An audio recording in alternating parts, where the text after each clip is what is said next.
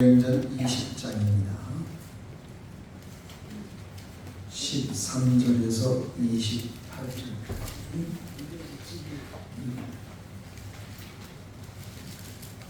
사도행전 20장 13절입니다. 13절에서 28절까지 제가 공독해 드리겠습니다. 찾으셨죠? 사도행전 20장 13절에서 28절까지입니다. 우리는 앞서 배를 타고 아소에서 바울을 태우려고 그리로 가니 이는 바울이 걸어서 가고자 하여 그렇게 정하여 준 것이라. 바울이 아소에서 우리를 만나니 우리가 배에 태우고 미둘레네로 가서 거기서 떠나 이튿날 기오 앞에 오고 그 이튿날 사모에 들르고 또 그 다음날 밀레도에 이르니라. 바울이 아시아에서 지체하지 않기 위하여 에베소를 지나 배 타고 가기로 작정하였으니 이는 될 수 있는 대로 오순절 안에 예루살렘에 이르려고 급히 가미르라. 바울이 밀레도에서 사람을 에베소로 보내어 교회 장로들을 청하니 오매 그들에게 말하되 아시아에 들어온 첫날부터 지금까지 내가 항상 여러분 가운데서 어떻게 행해야 하는지를 여러분도 아는 바니 곧 모든 겸손과 눈물이며 유대인의 관계로 말미암아 당한 시험을 참고 주를 섬긴 것과 유익한 것을 무엇이든지 공중 앞에서나 각 집에서나 거리낌이 없이 여러분에게 전하여 가르치고 유대인과 헬라인들에게 하나님께 대한 회개와 우리 주 예수 그리스도께 대한 믿음을 증언한 것이라. 보라, 이제 나는 성령에 매어 예루살렘으로 가는데 거기서 무슨 일을 당하는지 알지 못하노라. 오직 성령이 각 성에서 내게 증언하여 결박과 환난이 나를 기다린다 하시나 내가 달려갈 길과 주 예수께 받은 사명 곧 하나님의 은혜의 복음을 증언하는 일을 마치려 하면은 나의 생명조차 조금 더 귀한 것으로 여기지 아니하노라. 보라, 내가 여러분 중에 왕래하며 하나님의 나라를 전파하였으나 이제는 여러분이 다 내 얼굴을 보지 못할 줄 아노라. 그러므로 오늘 여러분에게 증언하거니와 모든 사람의 피에 대하여 내가 깨끗하니 이는 내가 꺼리지 않고 하나님의 뜻을 다 여러분에게 전하였습니다. 여러분은 자기를 위하여 또는 온 양떼를 위하여 삼가라. 성령이 그들 가운데 여러분을 감독자로 삼고 하나님이 자기 피로 사신 교회를 보살피게 하셨느니라.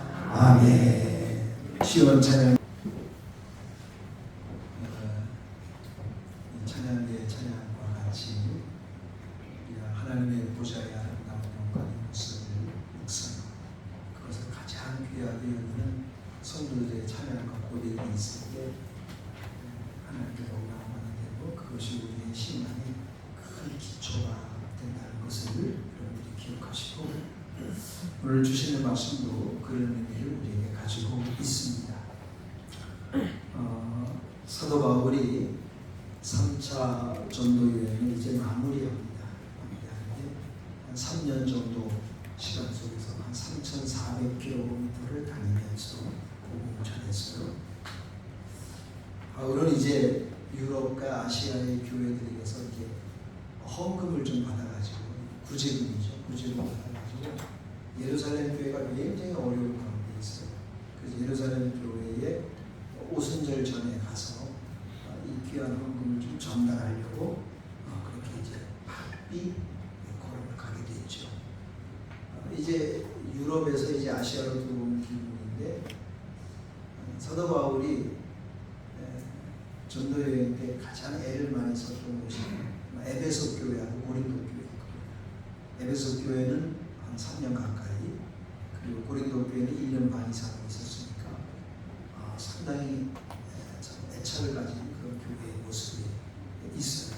예루살렘 교회를 가려면은 이제 어쨌든 아시아를 통과해야 되는데 에베소 지역을 두르면 시간이 많이 걸릴 것 같아서 거기 이제 두르지 않고 밀레도라고 하는 항구 도시 거기서 이제 배에서 내리고 배 타고 다시 가기가 좋으니까 그 항구 도시에 도착을 해서 밀레도 에베소에 있는 장로님들을 좀 오라고 그래서 사도 바울과 만나게 됩니다. 에베소에서 밀레도까지는 한 40km, 43km 정도 되는 영동에서 대전 정도의 그런 먼 거리가 아닌 그런 곳이지만 어쨌든 사도 바울의 시간이 좀 촉박하고 그래서 에베소 교회 교인들의 근황과 장로님들의 사역을 이렇게 점검하려고 장로님들이 오게 했어요. 장로님들이 급히 또 전화를 받고 사도 바울을 만나러 옵니다. 이 밀레도라는 동네는 에베소 다음으로 아주 굉장히 큰 도시예요, 실제로. 그리고 큰 항구가 있었고 그 헬라 시대에는 철학의 도시로서 그 밀레도를 밀레투스라고 하는데 아주 유명한 그 철학자 탈레스라는 사람이 여기서 나오죠. 그리고 이 로마 시대를 거치면서 아주 굉장히 큰 도시로 번창을 했습니다. 그리고 이제 그 비잔틴 시대, 이제 AD 한 4세기에서 15세기 정도 되는 그런 기간을 비잔틴 시대라고 하는데 그 비잔틴 시대를 거치면서 교회가 굉장히 큰 교회도 있었어요. 근데 지금은 교회가 없어졌고 그냥 덩그러니 돌무더기만 있고 그리고 그렇게 컸던 그 교회들은 다 자취를 갖추고 지금은 그 땅이 이슬람 땅이 되어버리고 말았어요. 기독교인들이 없는 이슬람 땅이 되어버리고 말았어요. 사도 바울이 밀레도에서 교회를 개척하거나 복음을 전하지는 않았어요. 그런데 사도 바울이 지나갔다고 해서 사도 바울 기념을 하고 또 복음을 그 후대 사람들이 전함으로 인해서 사도 바울이 여기 지나가면서 장로님들을 만난 곳이에요. 그러면서 그곳에 교회가 세워지고 비잔틴 시대에는 큰 교회, 리처치라고 큰 교회가 생길 정도로 아주 그런 번창했던 곳인데 이슬람이 쳐들어오면서 거기가 이제 완전히 돌무더기가 되어버리고 교회는 사라지고 교인들도 황폐한 사람이 되어버리고 말았죠.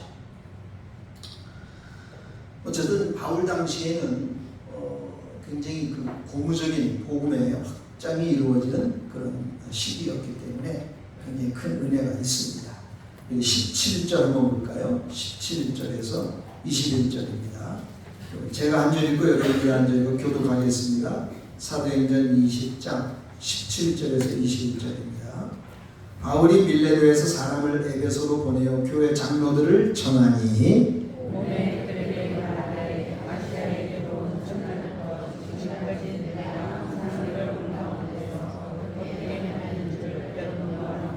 곧 모든 겸손과 눈물이며 유대인의 관계로 말미암아 당한 시험을 참고 주를 섬긴 것과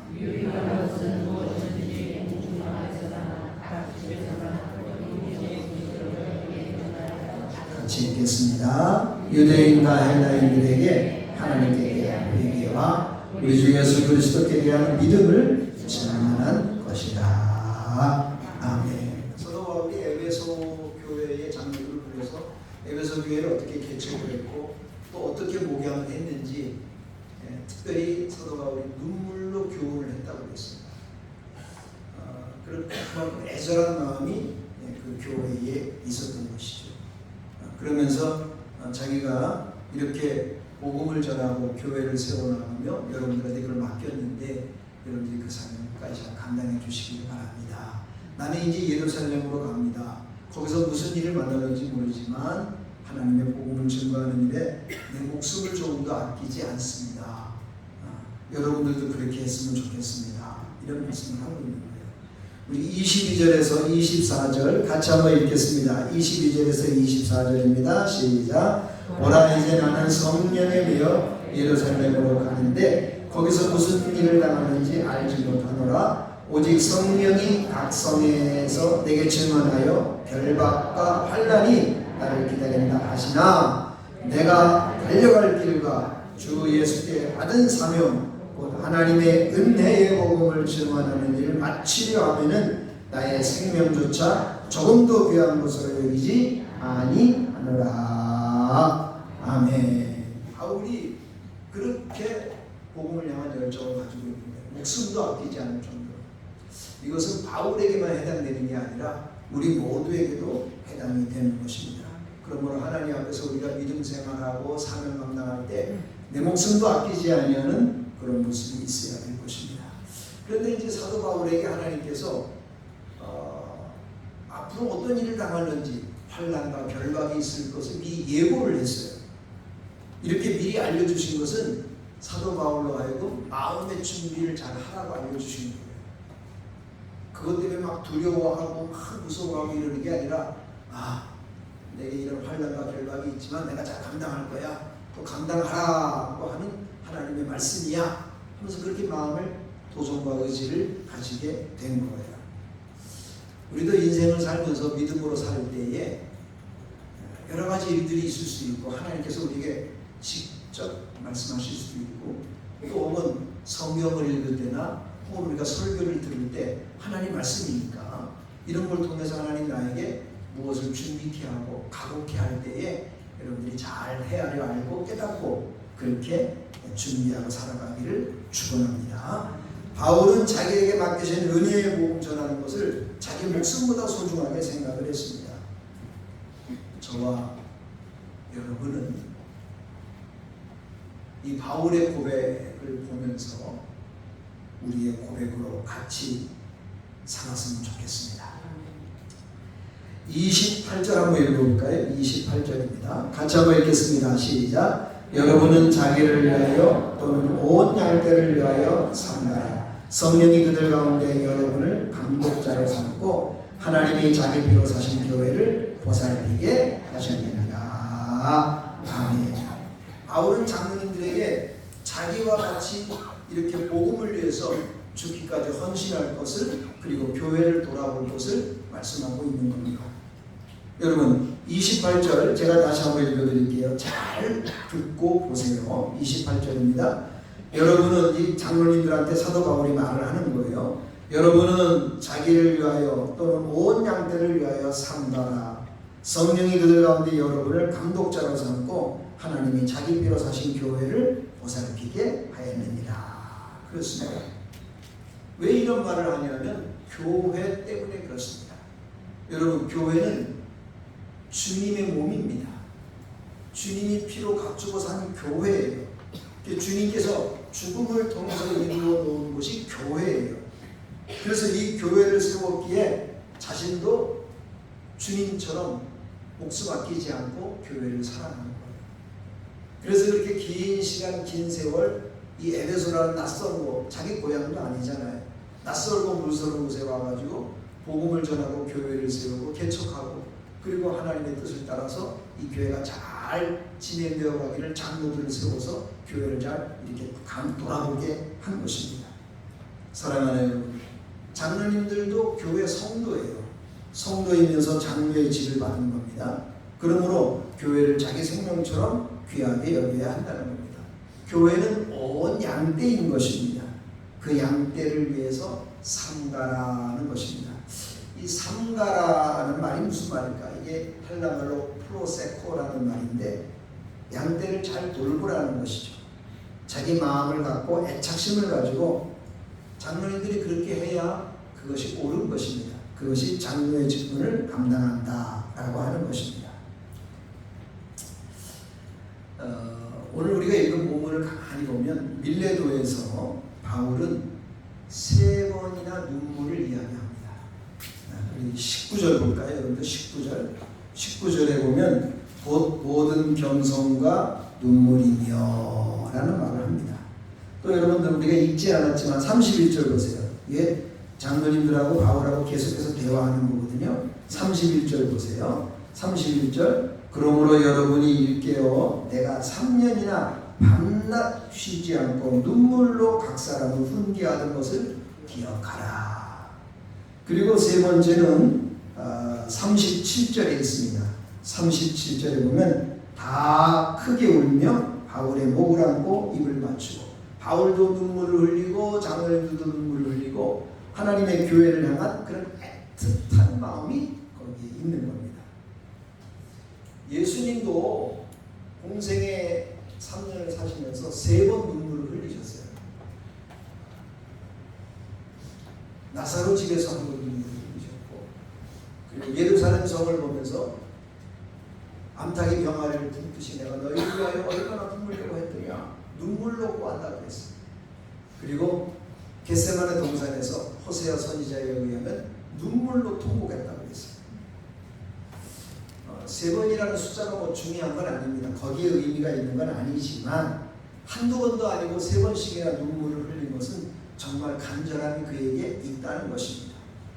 예수님도 눈물을 흘리고 바울도 눈물을 흘리고 뭐 때문에 눈물을 흘렸어요? 교회 때문에 눈물을 흘린 거예요. 성도들을 보면서 눈물을 흘린 거예요. 우리에게도 눈물이 있지요. 우리에게도 눈물이 있습니다. 나 같은 죄인 살리신 구원의 눈물이 있습니다. 이제껏 살게 해주신 은혜의 눈물이 있습니다. 지금까지 보살펴주신 사랑의 눈물이 있습니다. 보잘것없는 나에게 사명을 주신 것에 대한 감사의 눈물이 있습니다. 하나님 나라와 주님의 몸된 교회를 바라보는 애절한 눈물도 있습니다. 여러분 교회를 바라보면서 눈물을 흘리신 적 있나요? 우리 용산교회를 생각하면서 여러분 눈물을 흘리신 적 있나요? 제가 여러분에게 지금 묻습니다. 주님의 몸된 교회, 십자가의 피로 세우신 이 교회를 위해서 눈물로 기도한 적이 있으신가요? 그렇게 해야 합니다.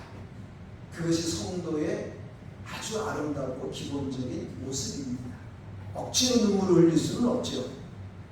주의 교회를 사랑하고 주의 십자가 바라보고 구속의 은혜 바라보고 피 흘려 세운 교회를 바라보고 성도들을 바라보고 흘리는 눈물, 그 눈물이 아름답고 귀한 복된 눈물입니다. 예배를 통해서 말씀과 기도와 찬양을 통해서 주신 축복의 눈물은 우리가 잊지 못할 사랑의 아름다운 결정체들입니다. 바울은 밀레도에서 에베소 장로들을 만나서 주께서 피로 사신 교회를 생각하면서 같이 눈물로 통곡하면서 그 남자들이 눈물이 그렇게 많았겠어요? 그 남자들의 눈물이 뭐가 있겠어요, 여러분들? 교회를 생각하면서 주께서 흘리신 이 피로 값주고 산 교회 흔들리면 안 되는데, 그 당시에는 로마가 통치하던 시대거든요. 로마는 황제 숭배가 강한 때였어요. 그래서 로마 황제를 숭배하지 않고 예수 그리스도가 나의 주님이라고 고백하는 사람들은 굉장히 어려움을 겪었어요. 그 무서운 죽음을 각오하고 신앙생활을 하는 거예요. 그뿐만 아니라 그 당시 유대인들이 막 회당들을 많이 지으면서 유대인들이 예수 믿는 성도들을 또 핍박을 하는 거예요. 뿐만 아니라 교회 안에는 여러 사람이 있어요.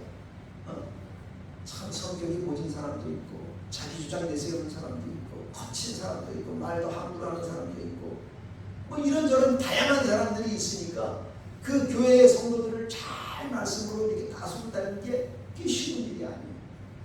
사람들이 다 자기 고집이 있어요. 자기 생각이 있어요. 이들을 하나님의 말씀으로 다 한마음 한뜻되게 아까 우리 620장 찬양했잖아요. 여기에 모인 우리 다 한마음 한뜻이 돼서 하나님께 영광을 돌리는 삶을 살기가 쉽지가 않습니다. 그러니까 장로님들이나 이 바울 사도가 눈물로 훈계할 수밖에 없어요. 그렇게 하면 안 됩니다. 말씀대로 살으셔야죠. 왜 이렇게 신앙생활이 어렵습니까? 지금 이렇게 오래 예수를 믿었으면 지금 변화가 있으셔야지요. 이런저런 것들에 대한 애절한 표현들을 하게 된 것입니다. 제가 이제 내일 저녁 비행기 타고 이제 사도 바울의 접견지, 전도지, 안디옥, 피시디아, 안디옥과 거기에 그리고 이제 소아시아 일곱 교회 이렇게 쭉 돌아가게 되는데, 그 밀레도가 다 소아시아 바로 밑에 있어요. 그 에베소에서 조금 멀지 아까 말했잖아요. 한 45km 좀 떨어진 곳에 있다. 제가 이제 우리 여러 목사님들도 사모님들도 교회에서 가는데, 제가 밀레도에서 마침 주일이 됩니다. 그날이 밀레도가 주일날인데 21일이죠. 다음 주일날 저희 밀레도에 도착을 합니다. 그때 아침에 제가 예배를 인도합니다. 제가 밀레도에서 설교를 합니다. 예배를 인도하고 설교를 하는 거예요. 제가 오늘 이 시간에 여러분 밀레도에서 설교를 한 거와 똑같이 제가 그 자리에서 설교를 합니다. 여러분 기도해 주시기 바랍니다. 교회는 하나님의 교회, 목사의 것도 아니고 장로의 것도 아니고 교인들의 것도 아니고 주님의 것이에요. 하나님의 것이에요. 예수 그리스도께서 십자가에 죽으시고 피 흘려서 사신 교회예요. 하나님께서 이 교회를 위해서 일꾼을 세웠어요. 장로를 세우고 집사를 세웠어요. 그러므로 어느 일꾼도 하나님의 지시 없이 자기 마음대로 해서는 안 되는 것이에요. 우리들도 하나님 말씀을 따라 지시를 따라 귀한 직분을 잘 받았습니다.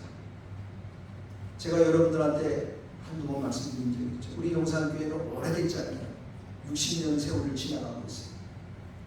거의 다 직분을 받았어요. 장로, 권사, 집사. 대부분의 교인들이 다 세신자가 많지 않으니까. 그래도 금년에 세신자 하나님께서 12분을 보내주셨어요. 얼마나 감사해요. 여러분들 다 직분자예요. 어떻게 살으셔야 되겠어요? 어떻게 살으셔야 하나님의 백성으로 하나님의 직분자로 사실 수가 있겠나요?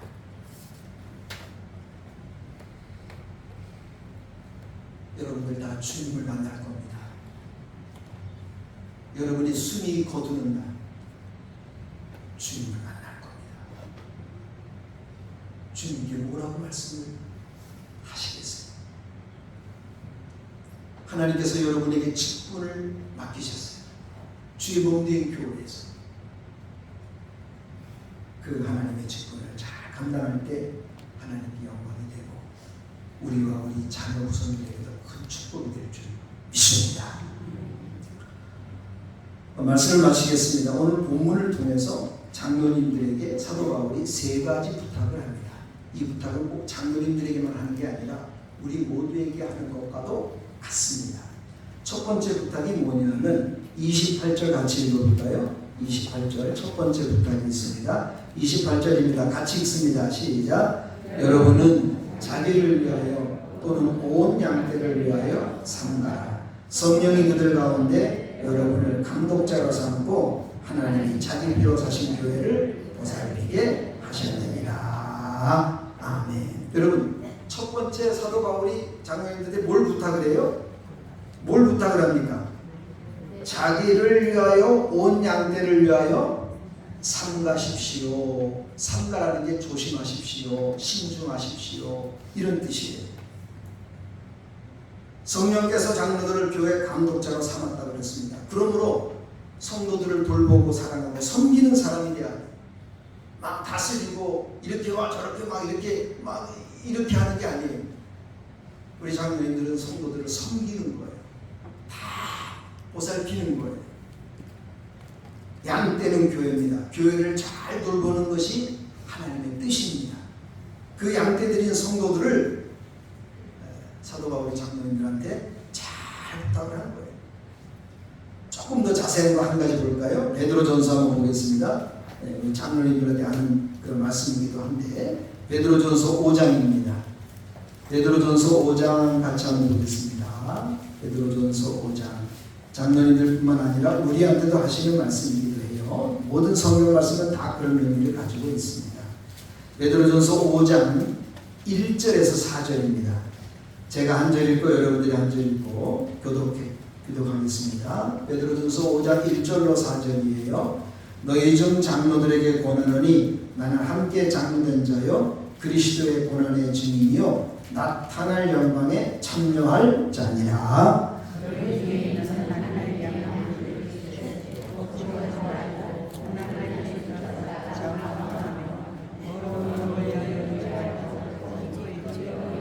맡은 자들에게 주장하는 자세를 하지 말고 양무리의 본이 되라.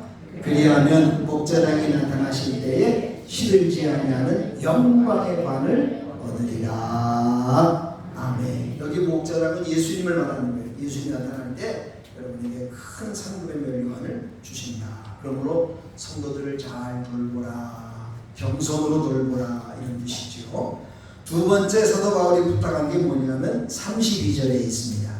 20장 32절이에요. 사도행전 20장 32절 두 번째 부탁을 한번 우리가 들어보겠습니다. 같이 읽어요. 시작. 지금 내가 여러분을 주와 및 그 은혜의 말씀에 부탁하노니 그 말씀이 여러분을 능히 든든히 세우사 거룩하게 하심을 입은 모든 자 가운데 기업이 있게 하시리라. 아멘. 장로님들에게 부탁한 건 뭐냐면 말씀을 따라 잘 살고 이 말씀으로 교회를 잘 양육하라는 것입니다.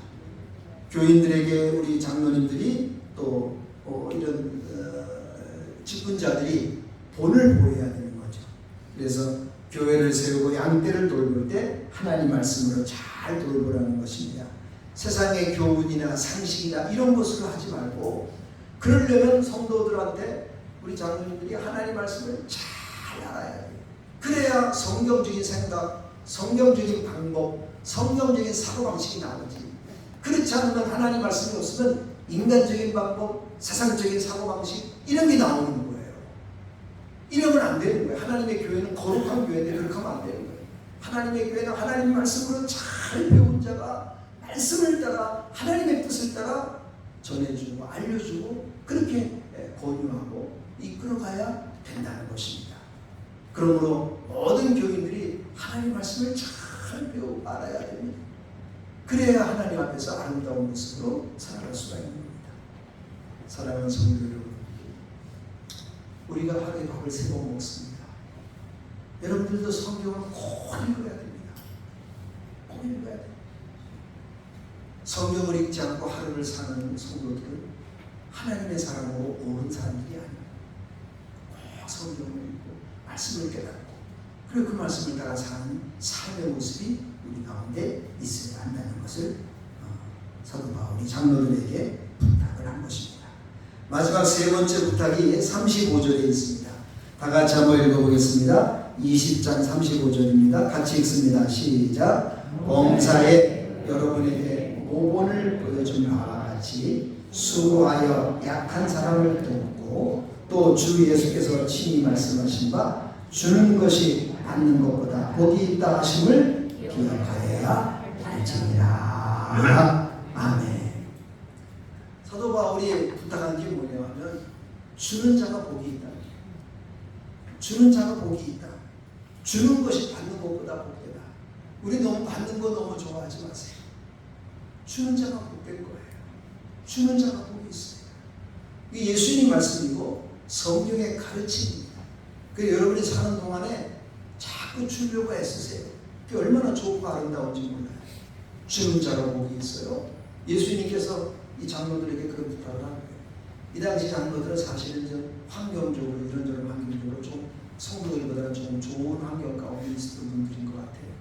그래서 있는 것을 좀 나눌 줄 알고 같이 살아갈 줄 알아야지 꼭 가지고 자기밖에 모르고 이래서는 안 된다. 이건 뭐 장로님뿐 아니라 우리 온 교우들이 다 마찬가지. 하나님 앞에서 아름다운 인생과 믿음의 모습을 사는 것, 주께서 주신 것을 이 내 것이 아니에요. 주님이 주신 것을 나눌 수 있을 만큼 나누는 건 얼마나 좋은지 알 수 없어요.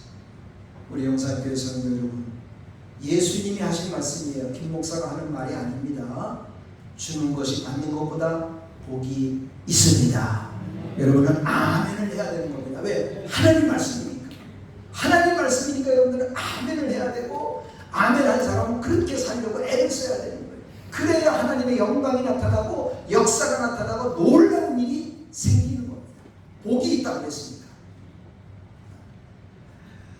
사도 바울이 밀레르에서 장로들을 오라고 해가지고 그동안의 이야기를 쭉 하면서 손에 손을 붙잡고 무릎을 꿇고 기도를 합니다. 우리 같이 한번 읽어볼까요? 36절로 38절입니다. 다 같이 한번 읽겠습니다. 시작. 이 말을 한 후 무릎을 꿇고 그 모든 사람과 함께 기도하니 다 크게 울며 바울의 목을 안고 입을 맞추고 다시 그 얼굴을 보지 못하니라 한 말로 말미암아 더욱 근심하고 내일까지 그를 전송하니라. 아멘. 여러분들 아까도 제가 말씀드린 대로 이 남자들이 목을 끌어안고 눈물 남자들이에요. 남자들. 저도 남자들이에요.